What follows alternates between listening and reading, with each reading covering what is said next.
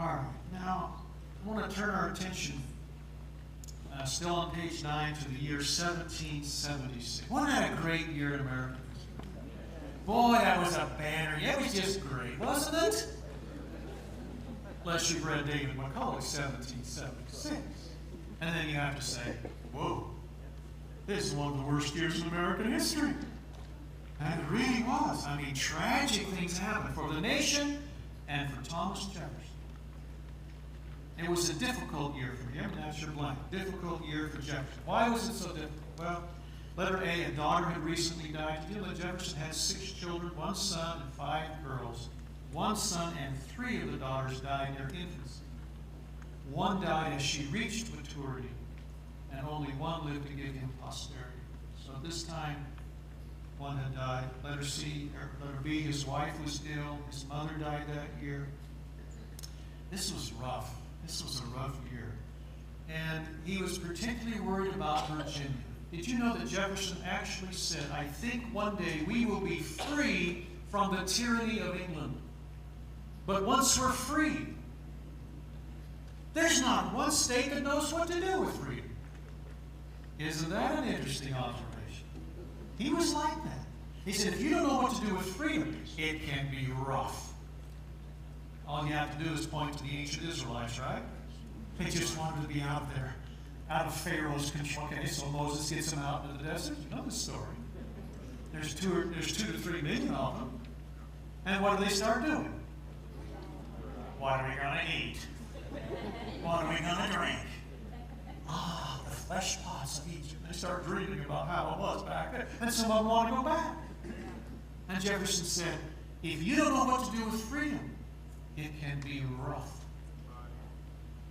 And so he said, and he kind of took it upon himself to help Virginia lead the way, because everybody looked to Virginia. It's the greatest state. And so under letter E, he wrote 3 constitutional drafts for Virginia in 5 weeks. 5 weeks. You ever try to write a constitution when you didn't have one to go by? Huh? Well, he did it.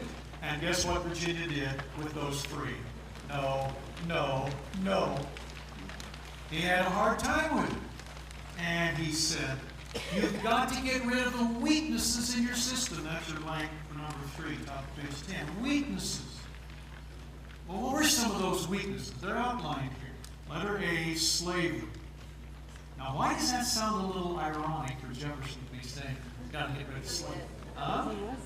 Because he owned slaves. Before you jump on the anti-Jefferson bandwagon for that, you need to understand history. First of all, where did he get his slaves? He inherited it from his father and his father-in-law. And if you've been to Monticello, which we go to every 2 years with our students, you see how he cared for them. They didn't want to leave. What would they do?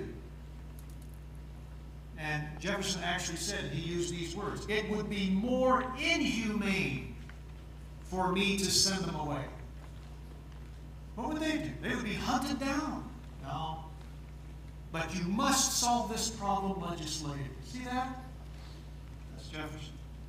Letter B is primogeniture. Letter C is entailed estates. What in the world is all that? That's where, when the father dies, you have to give all of his property over to the oldest son, no matter how competent he is. Well, what if there's no oldest son? Well, then, or any son at all. Well, then it goes to a nephew, an uncle, the closest male relative. You remember Pride and Prejudice, Sense and Sensibility, some of these classics. This is all built on this primogeniture stuff. And Jefferson said, if you're going to be a free people, you cannot do that. You must let people do with their property what they will. This maintains the feudal system. Virginia said, oh no, we got to keep this system. We got to keep this system. He couldn't get that done either. Look at the letter D. The official state church was left in power. It says, you must encourage religion equally, but not favor one over the other by saying this is the official church. You know, you couldn't hold certain offices in Virginia unless you were members of the Anglican Church. And Jefferson said, you can't do that in a free people. Oh, but we love our Anglican church. So they rejected his idea on that one. It's amazing. Letter E, the people were taxed to support the official church even though they weren't members of it. Do you see Jefferson's struggles here, folks? I hope you see this. It wasn't easy. He was a great pioneer.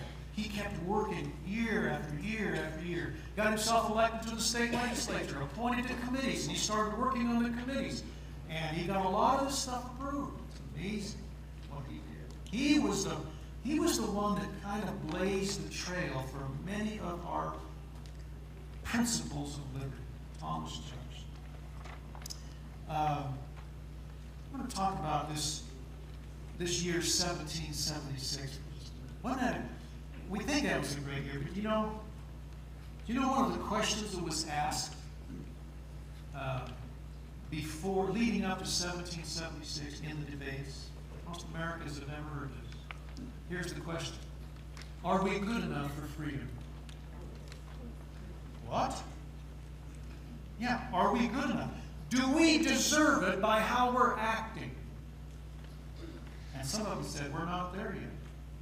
And then some of them said, well, we're not perfect, but that's an interesting, I'd love to have this conversation with young people. Are we good enough for freedom? What does that presuppose? What does that mean? That you have to be what? You have to have a certain level of goodness, what the founders called public virtue. There needs to be enough public virtue in the people in order to have and maintain freedom. This is all in their writings. And if you haven't achieved that, it will not hold. The foundation of freedom is morality and virtue. Wow. Where do you hear that from public officials? We're all trying to solve our problems without talking about the foundation. That won't work. Give you some quotes here in a little bit. Here's another little thing I love to throw out to my students. I'll say, do you know that you don't have a right to do wrong? And they'll say, what do you mean? I don't know I'm right. I said that to one group, not in my students, it was another group. And there was one young guy, he says, what do you mean? This is a free country. I can do anything I want to do. My rights. What is a right? A right is a legally protected privilege, isn't it? If you have a right to do something, you're legally protected in doing it. Are you legally protected in doing wrong? No. So you don't have a right to do wrong. Oh. Now you may do wrong because you have agency, but you don't have a right to do wrong. So we need to get these conversations back in with our young people. We got to get the perspective back in. Anyway, jump over to page 11 if you would. Page 11. So this was the discussion. Are we good enough for freedom? And there was hesitation. A young man comes over from Europe named Thomas Paine, observes a little bit, writes a book, as you know, called Common Sense. Letter A is Common Sense there. And he says, you people don't think you're ready? Let me tell you what it's like in Europe. If you don't get off the boat, you're going to go down with her. So you better get going. Of course, that was a little spark that led to independence, as you remember. Now, fill in your blanks here real quickly. Letter B, on March the 17th, Washington's forces liberated Boston. There's a great story attendant to that. I don't have time to tell it to you. Letter C, on May the 4th, Rhode Island jumped the gun and declared independence all by herself. D, May the 10th, Congress authorized each colony to set up its own government. Letter E, May the 14th, Jefferson arrives in Philadelphia as a delegate to Congress, but he doesn't want to be there. Where does Jefferson want to be? Back in Virginia. He's trying to help Virginia. So you know what he does? He actually requests to be dismissed from Congress. And if his request would have been granted, what wouldn't he have written? The Declaration. As it was, his request was denied. Blank, denied. Letter G, on June the 7th, Richard Henry Lee stands and makes his famous resolution that we're free and independent. And John Hancock, President of Congress, says, we're not going to vote on it right now, we're going to take a recess.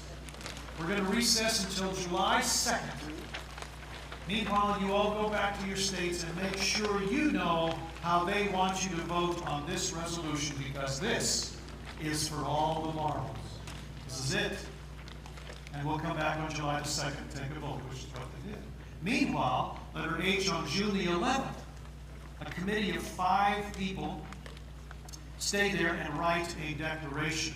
5 included Benjamin Franklin and Thomas Jefferson and John Adams.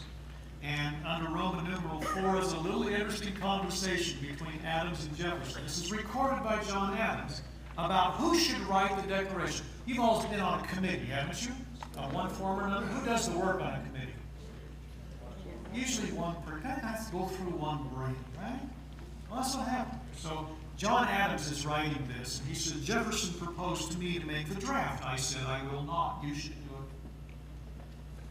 Jefferson, oh no, why will you not? You ought to do it. Adams, I will not. Does it sound like John Adams? Jefferson, why? Adams, reasons enough. It is very formal New England talk. Reasons enough. What we say out there in Missouri when somebody asks you why? Because. Reasons enough. Yeah. Jefferson, what can be your reasons? Adams, reason first, you are a Virginian, and a Virginian ought to appear at the head of this business. Members of the big state. So, reason second.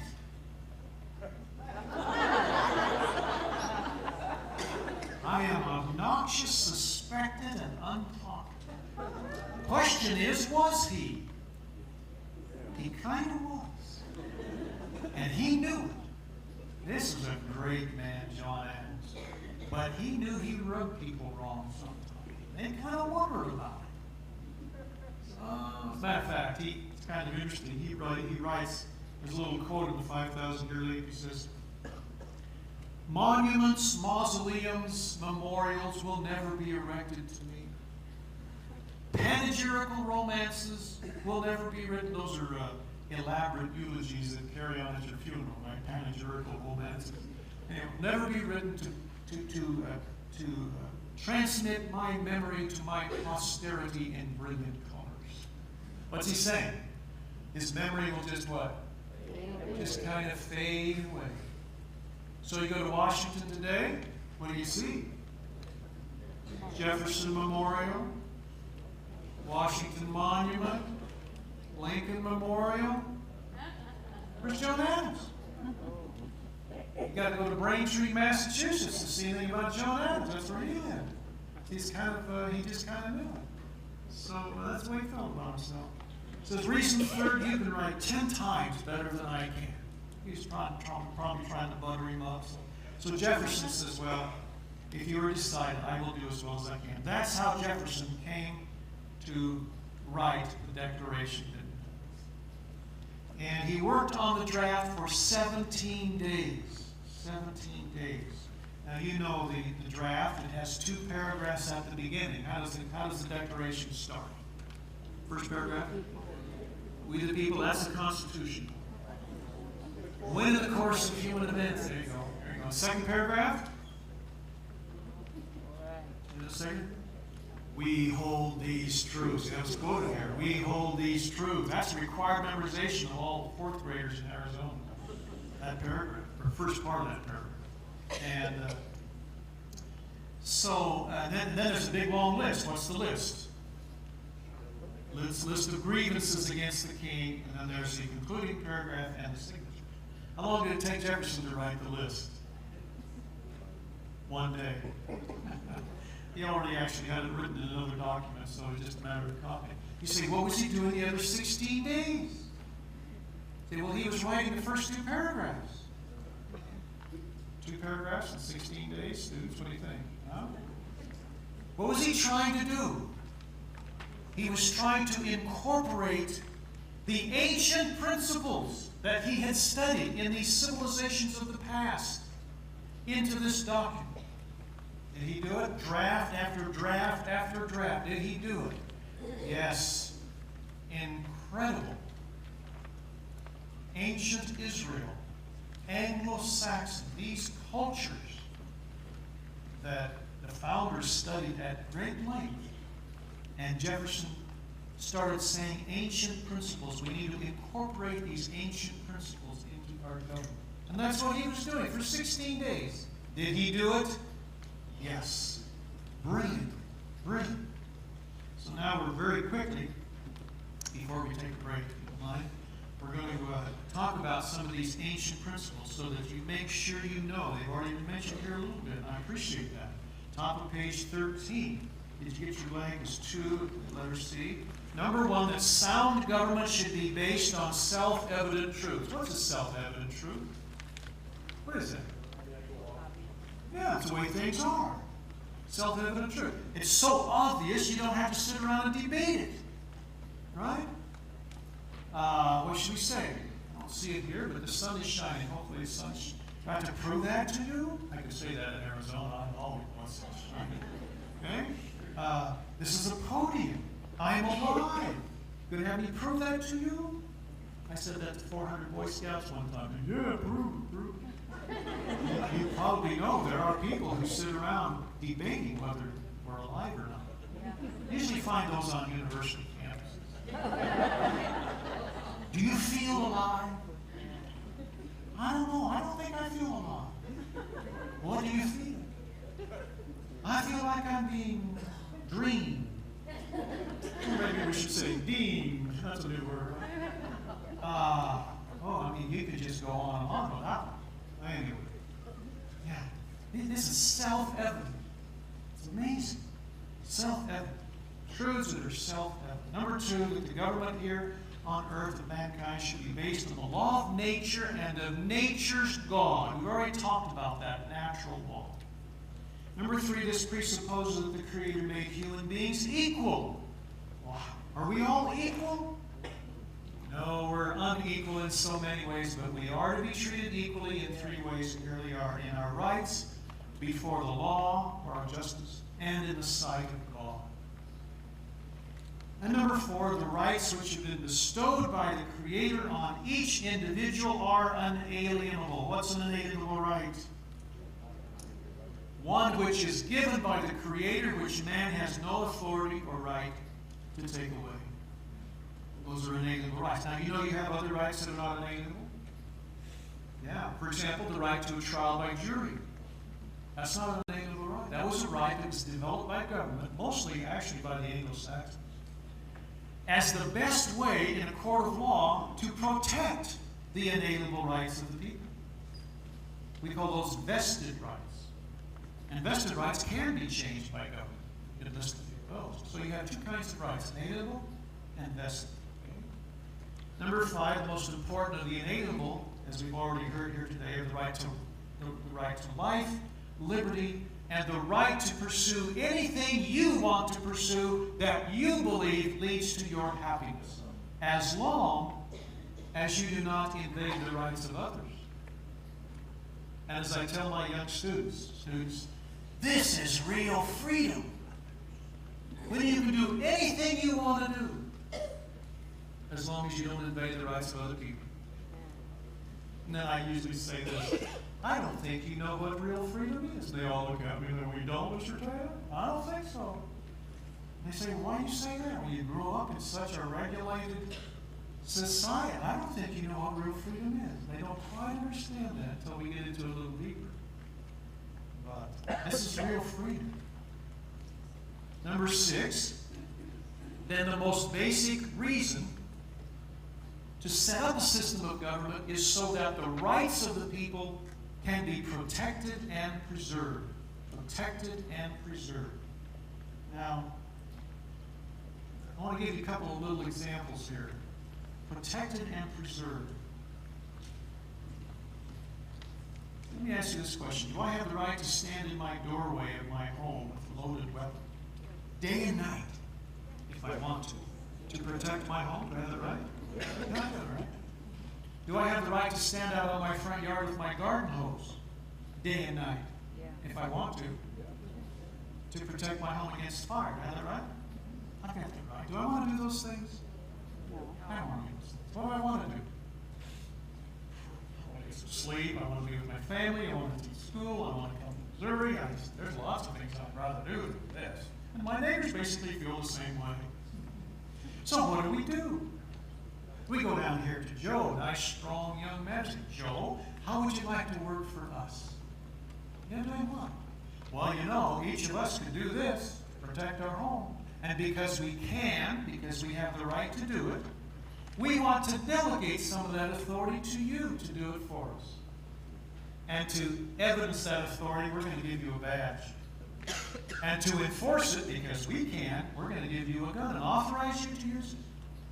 And we'll buy you a car, we're going to put some lights on top, and you just drive around the neighborhood and do for us what we could do for ourselves.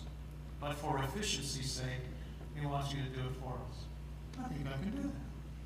We go down here to Sam. We say, Sam, how would you like to work for us? We're going to buy you a big truck, put a big tank on it, paint it red, long hose, big hat, big coat, big boots, you know the story, and a phone. And if we call you, please hurry, because our house will be on fire.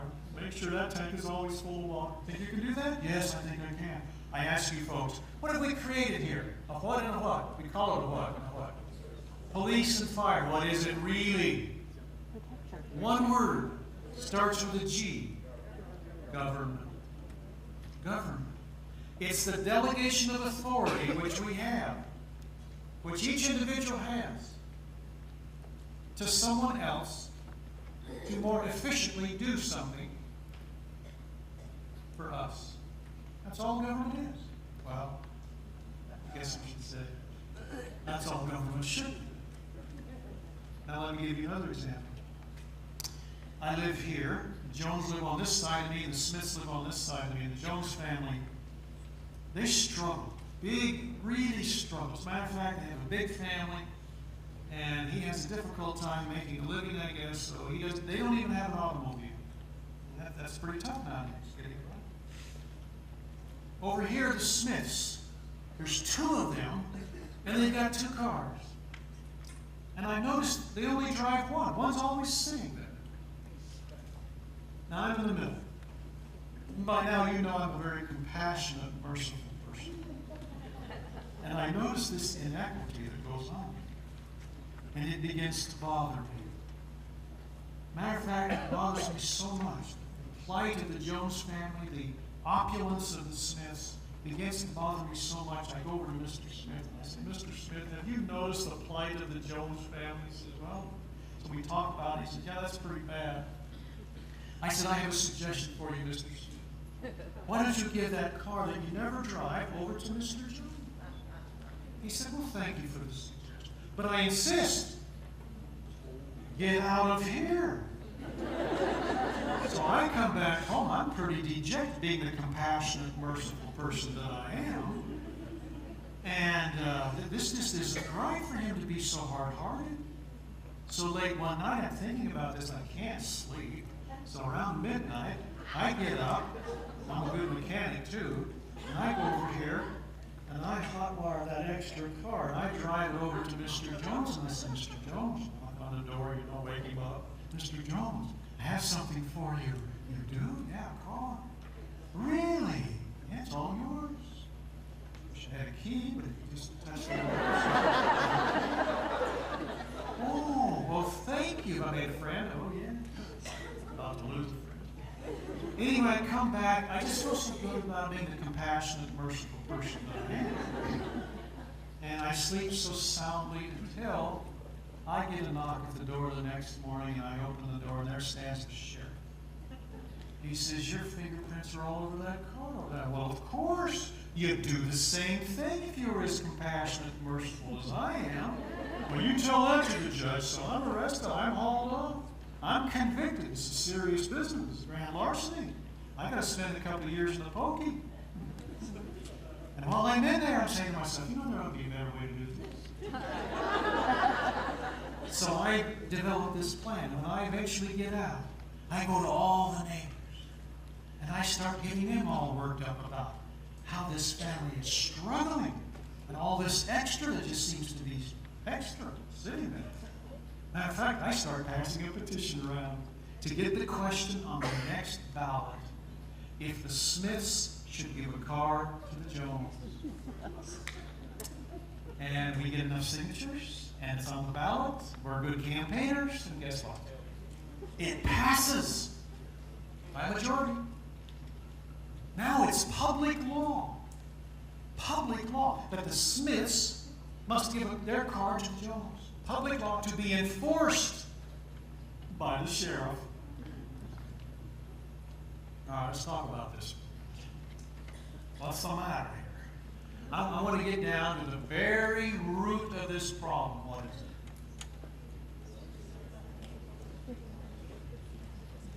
If I don't have authority to do something as an individual, because the founder said, the only place where authority to govern exists innately at the beginning is where the Creator put it in each individual. He didn't put it in any government. He just put it with individuals. You have the authority to govern yourself. And if you create a government, you can only authorize government to do what you can legitimately delegate them to do. Can you delegate a power you don't have? No. And if government does something that they're not authorized legitimately to do, they're out of bounds. What do we call that? One word. Founders call this, starts with a U. Usurpation. Anything beyond what individuals legitimately and legally can authorize their government to do, anything beyond that is usurpation. In other words, if something is illegal for me to do it, like taking Mr. Smith's car and giving it to Mr. Jones, I cannot delegate the power to my agent, the government, to do it for me. Because I don't have that power. This is so basic, folks, to the founder's philosophy. And I'm sure you know it's one that is so totally violated. Have you noticed what's happening today in almost any governmental level? If I can get a majority of votes, I can do it. I mean, that's just kind of the way it is. There doesn't seem to be any limitation on anything. So anyway.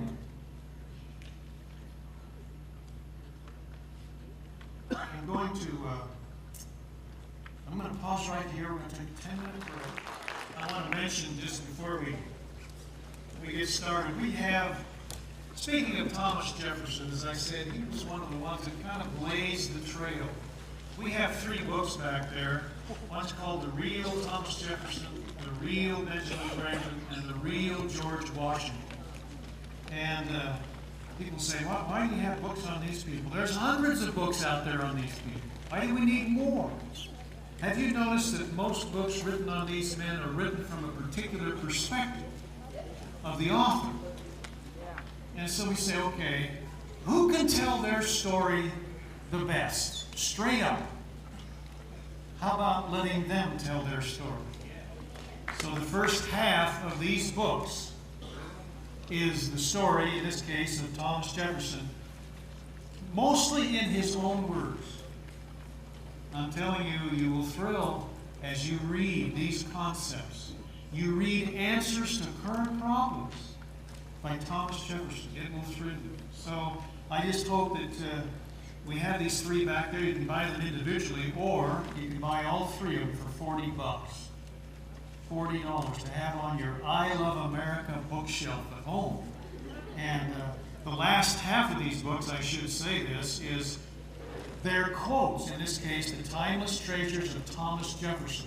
What we've done is gone through his writings. We've done the same thing with Washington and Franklin, and topicalized his most famous quotes and alphabetized them. So you want to know what Jefferson, what he thought about centralization of government? Oh, there's some great ones. You want to know what he talks about? The future, Jefferson's belief in a future life. I mean, this is all here. It is incredible. You want to know what he said about banks? You would think he lived today from what he said about banks and the proper banking system versus the not so proper banking system. It's amazing. You want to know what he said about our money and the kind of money we should have? What he said about newspapers, what he said about taxation, it's all here. Jefferson, Franklin, Washington. So hopefully you'll make that a part of your library. Well, we're talking briefly about the Declaration, and these principles form the foundation of our Constitution. You'll learn this afternoon. It's not difficult to go through the Constitution once you understand basic foundational principles. That's why the Declaration is so important. It laid out the principles. And I just want to point out to you, as we were talking earlier, about the authority of government. Only that which people legitimately delegate. Legitimately, number one, have as authority to do, and then can delegate it to government. Now, where I'm from in Arizona, in the Valley of the Sun, we have a lot of swimming pools in backyards for obvious reasons. And with those lots of swimming pools come tragedy every year of deaths, young children, toddlers falling in, and even adults drowning for whatever reason. And a well-meaning senator many years ago introduced a bill in the Arizona legislature to make it a state law to fence your pool with a certain, right around your pool with a certain gate, certain locking mechanism, make it a state law. So I asked my students, I said, okay, if you were in the legislature, how would you think, how would you vote on that bill? What's the first thing you should do? Say, well, do I have authority to legislate on that kind of a thing? It doesn't matter whether it's good or bad, compassionate or not, do I have authority? And I tell my students, take it down to the very simplest. Let's say there's only two people on the earth, you and I, and you're building a swimming pool. Do I have the authority to come over to your house and say, I require you to fence your pool? Do I have that authority? No. Okay, so if I don't have that authority, how can I delegate that authority to my agent, the government, to do it for me? And you have to say, I can't. See, as compassionate as it may sound, what has to be your vote? No. Here's another example. Do I have the authority as an individual to force you to buckle up? I don't have that authority. Then how can I authorize my agent, the government, to force you to buckle up? Wow. Now, if this is new to some of you, this might sound way out, but I just ask you to think about it. We're talking about legitimate delegated authority here. Here's another one. Do I have the authority to require my neighbor to get my permission for him to be a plumber? I don't have that authority. But do you know he does? He has to get the permission of my agent, the government, to be a plumber. This is what the founders are talking about, folks. Real freedom. It's what I'm talking about when I tell my young people. I'm not sure you know what real freedom is. Or I can do anything I want to do as long as I do not invade the rights of others. That's real freedom. I got to this point years ago in a seminar in Libby, Montana. You know where Libby is? On the Spokane side of Montana. And there were about 6 or 7 men over on that side, and they started talking to each other, really talking to each other. Of course, as a teacher, you kind of notice it, but you don't know whether you're about ready to be taken to task or what. At the next break, one of them came up to me and he said, Mr. Taylor, we're all from the Montana State Legislature. He said, we have never heard this. And he said, I'm running for leadership in the legislature next year. If I win, you think you could come up a week before the session starts and teach this to the whole legislature? That would be a great thing, wouldn't it? That would be a great honor. I'm still waiting for his phone call. I guess he didn't win. But this is what Thomas Jefferson meant when he said, our legislators do not understand the limits of their authority. Those are his words. They just think they can do anything. And the founders are saying, no, only what is legitimately delegated from individuals can you do. So each of you has a copy of the Constitution here. And if you were to look at Article 1, Section 8 of this document, which is on page 6,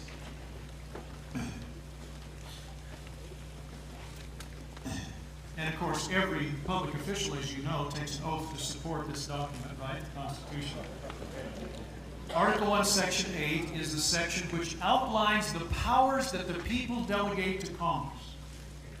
Matter of fact, it starts, Section 8, the Congress shall have power to, and then it lists, and if you number them, there's about 20 things that the people have delegated power for Congress to do, and they're very specific.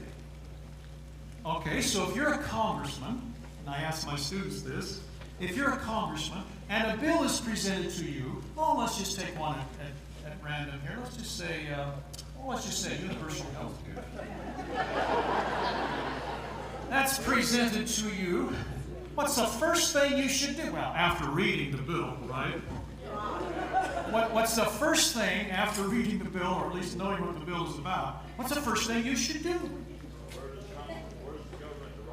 Article 1, Section 8. And you say, okay, Congress has the power to. Let's see, do I have the power to? So you go, let's see, universal health care, universal. It's not there. What then must be your vote? It doesn't matter how good it is. It doesn't matter how compassionate it may sound. Your vote must be no. No authority. The people have not delegated me the authority to do that. End of discussion. Next question. Wouldn't that be great? Don't you get tired of all the debate? Who's going to pay for it? What's it going to do? I mean, legitimate bills need to be debated, don't get me wrong. But this, let's just cut to the chase and say, do you have authority? No. It's all usurped. See how simple this is? Founders had answers, folks. Anyway, we'll talk more about Article 1, Section 8. So I just wanted to remind us what we ended with before the break. Must have delegated authority. That was so basic to the founders. And that was all. Can you believe all this is in the Declaration of Independence? It is.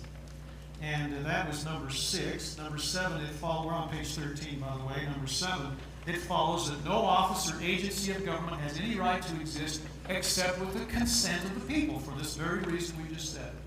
And number 8, the last principle is, if the government, either by malfeasance or neglect, fails to protect these rights, or even worse, the government itself begins to violate these rights, then it is the right and duty of the people to regain control of their affairs and set up another system. And aren't we grateful, folks, that we can do this because the founders gave us this system every 2 years? If we want to, badly enough, we could do that. Do you know what we could do every 2 years? We could sweep out nearly every member of every state legislature, the whole House of Representatives in Washington, 1/3 the Senate, and every other 2 years, do the whole thing again, another third of the Senate, the President. This is real power. We call it the power of peaceful self-repair.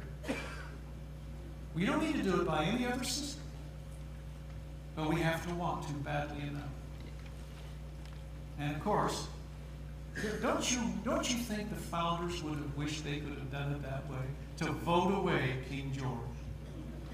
But see, they didn't have that. They didn't have the system, so they couldn't do it that way. It is remarkable, the system they gave us. And if you believe that our Constitution has a shred left, maybe that shred is the right to vote. And if we want to badly enough, we can turn it around.